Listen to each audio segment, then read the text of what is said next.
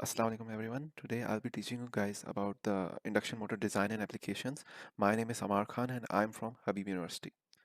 So moving ahead, so why is this topic very important for us? So we know that most of the electrical power is utilized in the industrial sectors of the world, and so the induction motors are also used in the industrial sectors by more than 90% of the times, which proceed on to the fact that these motors use 50% of the total electrical power that is produced in the world. So basically, because every other appliance in the industry uses the rest of the 50%, the induction motor uses the 50% of the electrical power which has been supplied to the industrial sector. So moving ahead, we also know that these motors have a very simple and a revolutionary design because they are very simple to build. They have a self-start mechanism and they are very tough as well. So that makes them a wonderful option when we have to work even in explosive environments. So basically, yeah, that makes them a very good choice in industrial sectors and around the world as well. Coming to the build of the motor, we can see that this motor consists of a three-coil winding, which takes a three-phase input and correspond creates a rotating magnetic field. The rotor rotates asynchronous to this magnetic field, and this can be the speed difference between the rotor and the RMF can be modeled by the slip of the motor. The rotor has a unique design, although, which is known as the squirrel cage design, which we will discuss forward. And this design consists of metallic parts only. So basically, there is no sensitive part in it, which makes it a very robust design and a very cheap one as well. So that's the takeaway point for the motor, basically. Coming to the working mechanism, already know that RMF is generated through the three-phase AC input, which causes the EMF to be generated in the rods of the rotor, which can be seen from the diagram that they all are shorted. This creates a self-start mechanism. The speed of the rotor is slightly always less from the RMF speed, and the difference between the two speeds ratio with the rotor speed is known as the slip of the motor. Now we can model this induction motor very similar to a transformer, as this has the same parallel branch of excitation with two coils in between, and the load is represented as the rotor's resistance. We can also see that the magnetization curve of the machine is also very similar to the transformer. So basically, this whole machine is very similar circuit-wise to what we observe in a transformer. Moving on to the parametric equations, our goal was to get as many parameters as possible in terms of the slip of the motor, since it is easy to calculate the slip ratio of the motor. And so we did for the motor's current, reactance, and the force, and also for the EMF generated on it.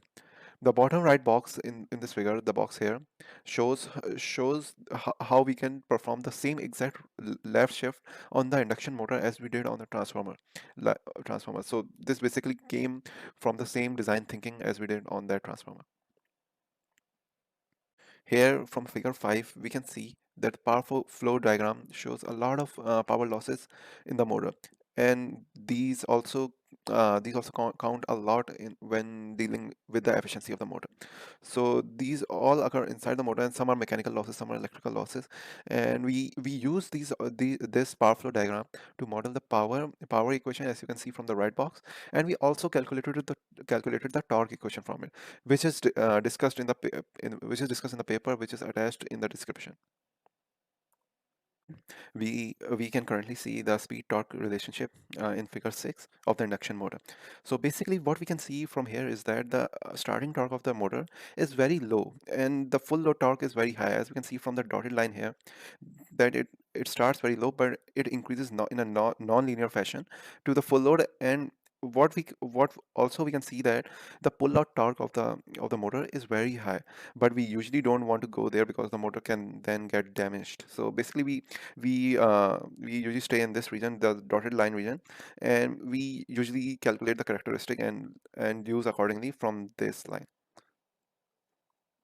The benefits of the motor, as we discussed that the induction motor design is very simple and it does not require any commutator or slip rings. It is a very robust design. Basically there is no sensitive part, and furthermore that also makes it a very cheap design because there is no external field required or any external circuitry required to start the motor. And besides that, we also discussed that it is used by over 90% of the time in the industrial sector. So many of the technicians in the modern era are familiar with the motor due to it being very common. And we also discussed about the power flow diagram of the motor. We showed that it has a good efficiency, which is bearable, and it is not very good comparable to the other motor designs, but it is still in the good range. And lastly, we will discuss upon the high speed band of the motor and why is it important in the applications. Since we have discussed about the benefits of the induction motor, we'll jump onto the applications, and we will be covering most of the important applications here. And let me clarify that these are not the only applications. Besides these, there are several other applications where induction motors are used, but from industrial perspective, these are the most important ones. So we'll be touching on the sliding door, load handling, lifting doors, high-speed operations, and in the end also about why are they used in the cars. Sliding door applications, as we know that these sliding doors can be very big or heavy depending on where they are used. So if we are using it in a warehouse or in a lift, usually we use electric motors to operate them. And and to operate them, we usually attach them on the lintels of the door. And since greater torque is required, we need to energize the motor in order to produce a greater torque, as we discussed in our previous slides. Furthermore, the motor can be repaired quickly thanks to their simple and popular design, so most of the technicians are familiar and comfortable with it. Therefore, it saves a lot of lead time for the businesses, as we know that most of their stock is inside the warehouse, and if the door gets stuck or it gets broken, they cannot deliver their stock to the customers or their stores, so it costs them a lot of money. So basically, it is a very important factor. And besides that, if the repairing is taking time, it can also be handled or operated through manpower. So coming to the load handling application, since high torque is required to transfer greater amount of goods at a time, induction motors are a better choice along with the fact that reversing, accelerating, and stopping is also very easy considering their design and working principle. So most of the conveyor belts usually use these motors. Since a lot of load handling machines are required, these motors are very cheap, cheap comparable to the other motors. Industrialists usually prefer these motors to save a lot of capital money for their business. So coming on to the lifting goods application, since we know that our induction motors needs very less amount of maintenance, and besides that, if our business has to perform a maintenance task on its machineries, which are explicitly for lifting goods, so likewise a crane. So it is a very difficult job, and it may consume a lot of time. So it is a perfect fit for such type of machineries. And furthermore, they also eliminate the need of a motor house above the crane. So it actually releases some of the weight which is already above the crane, and that actually allows crane to hold more load at a time. And finally, they also have a high speed band, so basically they can operate at slower speeds or even higher speeds operations to earn more money during the timeline. So it is also a perfect fit in that way. So coming on to the high speed operations, these motors can run at a greater speeds, which are actually greater than 400 meters per second, which is a lot.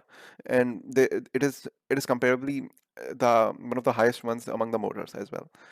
And besides that, they can also deliver a large amount of power, so a lot of load can be transported at a higher speed. And since these motors are robust as well, these high speed operations won't damage our motor over time very easily, and this actually saves a lot of cost in the business terms. So our last application is going to be cars. So basically, if you check about the specifications of the requirement which are imposed by the electric cars or fuel-based cars, we can see that they need a steady torque, and they need a steady torque to in order to go smoothly over a road. And they also need a very long-lasting, a very reliable motor, which does not get affected through robust environments, because some cars may travel across a very jumpy and a very rocky land. So that could not that so that may damage a motor which is sensitive, but not induction motor in this case. And since induction motor also provides greater torque and a steady torque, so basically it becomes a very exceptional option for the electric cars or the fuel-based cars. Furthermore, we have a better control over the speed as well, and as we discussed that there's a high speed band, it is a very good option for the cars. But the downside for the cars is that they are comparably of lower efficiency if we compare it with SPM or permanent magnet motors. So basically, they may cost a bit more energy in terms of electron fuel or petroleum fuel, but still they are a good choice for cars nevertheless. So coming to the future prospect of these motors. So basically, what we expect from these motors in the future, in the next 20 or 10 years. So basically, we discussed numerous amount of advantages of these motors, and we also discussed how people are exploiting it because it is used by more than 90% of the times in industries, which is more than any other type of the motor. So basically, we also came across some of the disadvantages, which were comparably lesser power efficiency and lesser starting torque and a poor speed control mechanism because the speed can be only controlled by the changing frequency of the RMF, and that cannot be done on the appliances which are only running on their rated voltages. So basically, it makes it hard for the motors to, for the users to control the speed of the motor through the frequency. So our future prospect for it would be that we have to minimize its power losses by doing some certain changes to its design or providing something to it. And we will also have to find a way to generate a better starting torque, because if we get to that level, we may not require a lot of energy in order to operate certain things like we did on the sliding doors. We had to energize it before operating.